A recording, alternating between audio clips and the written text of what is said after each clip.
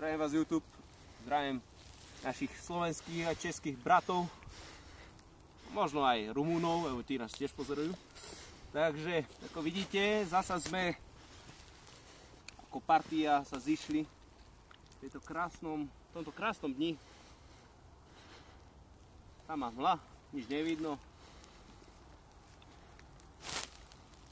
Chceli ste to veľmi dlho, aby som urobil ďalšie video v slovenčine. Popísal, aké veci máme, nosíme, alebo chceme kúpiť, alebo máme kúpené. Myslím, že sme mohli začať tu od A05. Keďže je to rovné v slovenčine, možno každý môže rozprávať slovenčine o sebe. Môže. No, takže mám originál rukavice, splav, ruské, 40 €. V podstate, keď ich porovnám s tými, ktoré sú lacnejšie, poď Maťo. Lacnejšie stojí nejakých 6, koľko? 6 eur, áno. 6-7.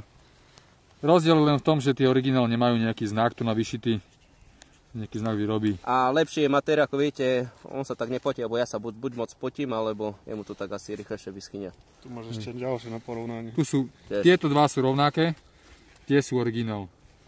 Hej. Fajn. Ďalšia vec. Originál, takisto splav kolenáčky.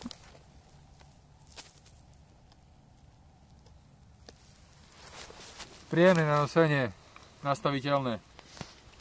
Ani necítim, že ich mám, to je všetko. Zbraní. Dnes som snajper, ale mám úlohu snajpera. Chlapci ma donútili dnes, aby som zobral kvázi záložnú zbraň. Je to updateovaná M120 pružina. Prakticky nie je na niečo pozerať. Snáď ju vymením v blízkom čase za krátke AKčko. To je všetko. Ja som taký nezaujímavý človek. Ale však máš originálnu vestu, nie? No, Vesta, tá je originál.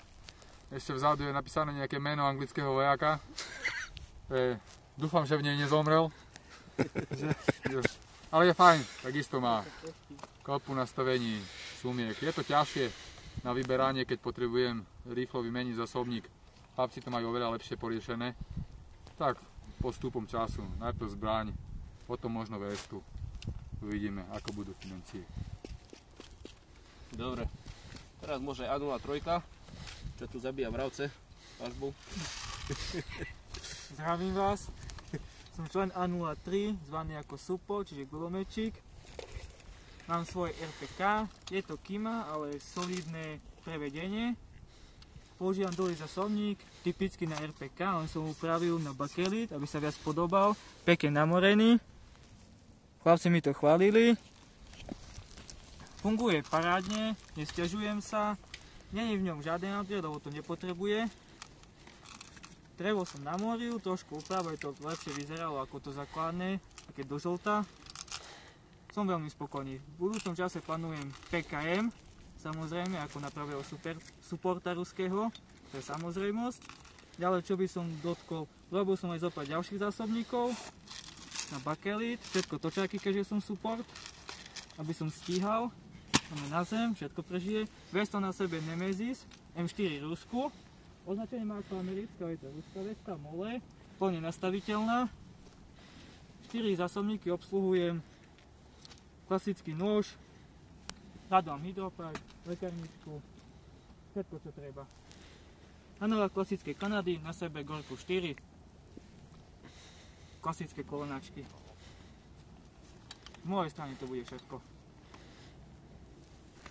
A01, ako vidíte, tu je mieromilovný vojak z Krymu.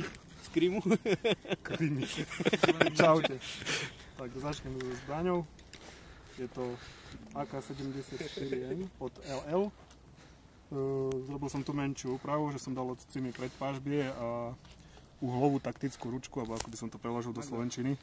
Happy Trigger pažbička. Replika kolimátora AIM-Pod M4. Potom od GP zásobník Plum. Odporúčam do ELK používať hlavne tie od tejto značky zásobníky, aj keby ste chceli si konvertovať do Real Steel, zásobníkov vnútro, je plne kompatibilné. Sedí parádne, podáva super. Presne tak. Čo ešte k tomu dodať? Asi nič. Na sebe mám Gorku 4, takisto ako celý tým. Čínske kolenáčky, fajná, poctivá. Z Anpeku Poprad, reklama. Tak, teraz vestu, jak sa to volalo táto vesta? Kondor, neviem čo. Kondor MCR 2 alebo 4, teraz neviem. Kondor vesta, tieto sumky sú originál Sposen z Ruska. Perfektné, nemenil by som ich za nič. Parádne sa z nich tasia zásobníky. Vo vnútri majú ešte taký plastik, aby to išlo ľahko. Sú pevné, všetko je super. Potom mám tu nejaké čínske sumky, vzadu čínsky rúbsak a Tasmanian Tiger sumka, takisto z Pradus Iron Legion. No, čo, ešte na hlave mám Ryobu Midget 2000. Má peknú novú... A nový poťah na nej. Olivový. Veľmi dobre to vyzerá. Vyzerá to tak zaujímavý, tak rusky. Russia. Ja, dá. Dobre. Teraz som ja na rade. Ja mám toho viacej nového. Si začneme s braňou. Ako vidíte, tu mám taký dokončený loadout Zenit doplnkov na mojom akáčku. Tu máme B33, nejaká čínska replika B33 Zenit Dust coveru, to znamená zakrytú. Tu máme foregrip alebo predná pážba, tiež Zenit replika B10M, to je od TVI. Tu máme originálny gas tube, tu máme LCT repliku Zenit TDK1, tu máme originálnu pážbu z AK-74, tiež znova prerobená. A tu mám takú novinku, to som si kúpil v Poľsku na trhoch. Edenberg variabilný 1,25 až 4,5 krát násobne 26 mm okulár. 70 €, veľmi dobrá cena. LCT pistol grip, ktorý som tak prebrusil, aby tak vyzeral tak matnejšie, tak dosýva. Veľmi sa mi to páči. Takže a samozrejme originálny popruh z Ukrajiny. Teraz tam je toho veľa. Takže tu máme akáčko. Nová vesta. Tasmanian Tiger MK2. Podobnú vestu používa FSB v Rusku. Nie priamo od Tasmanian Tiger, ale takisto robia si svoju kópiu tejto vesty. To, že či je to z hľadiska autorského zákona, to už neviem, ale tieto vesty väčšinou vo multikame alebo čierne majú FSB, preto som si ju aj kúpil. Sedí naozaj veľmi dobre, tu sú veľké vrecká, kde si môžete dať buď, vojde tam v podstate 1 litrovka US Army Bottle na vodu. Do jednej sumky vojdu až 2 zásobníky, môžete to vyskúšať. Takže dokopy môžete 8 zásobníkov vo veste mať. Ja to mám radšej len so 4, aby sa to ľahšie nosilo a je zbytočne tak veľa zásobníkov nosiť. Mám svoj bajonet AK-74, nič nové. Na chrbte mám čínsky rúbsak, MFH. Keď hovoríme Číne, tak väčšinou to MFH, čo je akože Nemci. Nemci z Číny. Moja príľba je FMA Fast Helmet.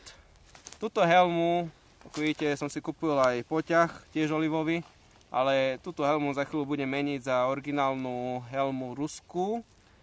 Keďže v Rusku menia teraz helmy, tak sú ich plné army shopy a za dobré ceny.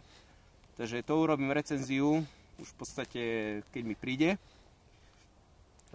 Teraz mám aj sluchatko Bowman Evo 2, 3. Najmä ľahučké, dobre sa to nosí. Tu mám vysielačku. Čo ešte také? Chcem si kúpiť nové boty.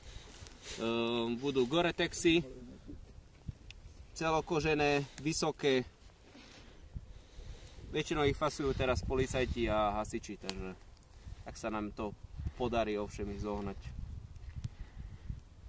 A myslím, že to je všetko. Takisto mám tie rukavice za 6 €, ruská kopia tiež, veľmi dobre.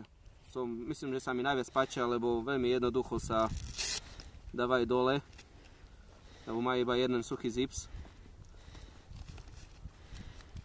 A veľmi jednoducho sa je potom dávajú na ruku. Ukážeme taktický keksik. Áno, myslím, že môžeme ukázať taktický Z keksik. teba razia fašírky. Áno, ja mám fašírky vzadu pripájené, ešte dobre, že tu nie sú žiadne medvede, dúfam. Kde ho máš? No, Tasmania Aha. Tiger. Áno, má Tasmania Tiger sumku, vidíte, veľmi krásna sumka, veľká. Jablčko, okuliare, jeden keksik, druhý, dneska ideme na dlho. Takže, Potom zrobíme samostatné. Podrž? áno. Len aby ste vedeli, že čo ideme dneska papať. To ďakujeme Coolgear.sk za... Ja som to na Coolgear.sk nevidel, takže dneska preto zrobím video. Je tam 250 gramov 4 kúsky nejakého keksika, uvidíme ako to bude chutiť. Obsahuje tu energetickú hodnotu 4800 kJ, to je 1150 kilokalórií. 1150 kilokalórií, to máte 5 krát Mila keks, aby ste vedeli. Je to núdzové jedlo, vydrží 10 rokov. Tu môžete vidieť 2025 dátum spotreby, čiže dobré aj pre preperov. Nice. Nice. Či niečo chceš dodať? Myslím, Alfa že to je 5 sa tu všetko. smeje, Hej. má hliebik. Ja za to, lebo si povedal pred preperov. Niečo sú prepery. Pripravujú na Áno, zanik áno. sveta, alebo... Presne tak. To je pre preperov. Ale nie na zadník sveta, na ociču. Dostupné pre každého, alebo čo? Dáš si doma takéto 4 keksiky niekde do skrinky a môžeš to tam mať 10 rokov. Dačo náhodou príde, nemáš čo žrať, ja jeden keksik na jeden deň. Skôr tak, že nemáš čo žrať. Nechce sa ti ísť do obchodu, dáš si keks. Obchod vyrabovaný. Keď mi žena odíde do porodnice a nebude mať čo jesť, že by som nemusel variť toto byl. Tak. Jeden stojí 6 €. Tak, no, jeden takýto balík. Jak masielko. 4 dní. Tak. Myslím, že to už je všetko, už rozprávame sumariny. Tak ďakujem vám za pozornosť, dúfam, že sa toto video páčilo. S nami je vždy sranda. Áno.